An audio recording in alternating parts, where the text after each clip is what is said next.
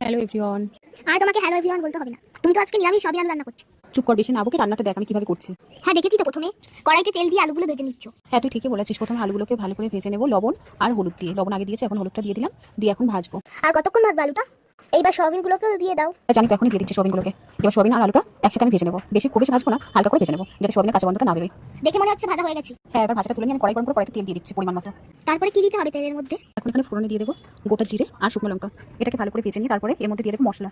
তুমি যে বললে আজকে নিরামিষ, তো আমি ভুল কি বলেছি? আজকে তো সত্যি নিরামিষ আমাদের। তা নিরামিষে কি কি মশলা দিয়েছো তুমি? কেন তুই জানিস না পেঁয়াজ আর রসুন ছাড়া সব মশলাই দেওয়া যায় নিরামিষ যেদিন হয় সেদিন? ও তার মানে পেঁয়াজ আর রসুন ছাড়া আর সবকিছুই দিয়েছো এখানে? কিছু মানে কি কি দিয়েছি বলতো এখানে? আদা, জিরে, শুকনো লঙ্কা আর পাকা টমেটো পেস্ট করে দিয়েছো। হ্যাঁ ঠিক বলেছিস। আর এখন এখানে স্বাদ মতো লবণ দিয়ে দিয়েছি আর হলুদটা দিয়ে এখন ভালো করে আমি মশলাটাকে কষিয়ে নিচ্ছি। তারপর এই সোয়াবিন আর আলুটা ঢেলে দিচ্ছি এখানে মশলার মধ্যে দিয়ে আমি ভালো করে মশলাটাকে সোয়াবিনের সাথে কষিয়ে নিচ্ছি। ভালো মতন কষানো হয়ে গেছে, এবার ঝোল দিয়ে দাও। হ্যাঁ হ্যাঁ জল দিয়ে দিচ্ছি। আমি জানিস তো আবার গরম জল ছাড়া দিই না। কেন? ঠান্ডা জল দিলে তোমার কি হবে? না আমি সব তরকারি এরকম গরম জল অ্যাড করি, আমি ঠান্ডা জল দিই না। ঠান্ডা জলে স্বাদ হয় না, তরকারিটা ভালো। রান্না করছো তো নিরামিষ তরকারি, অত স্বাদের কি দরকার? তুই বুঝবি না, নিরামিষের দিনে আরো ফাঁকিবাজি না করে ভালোভাবে রান্নাটা করতে হবে, না হলে খেতে পারবো না।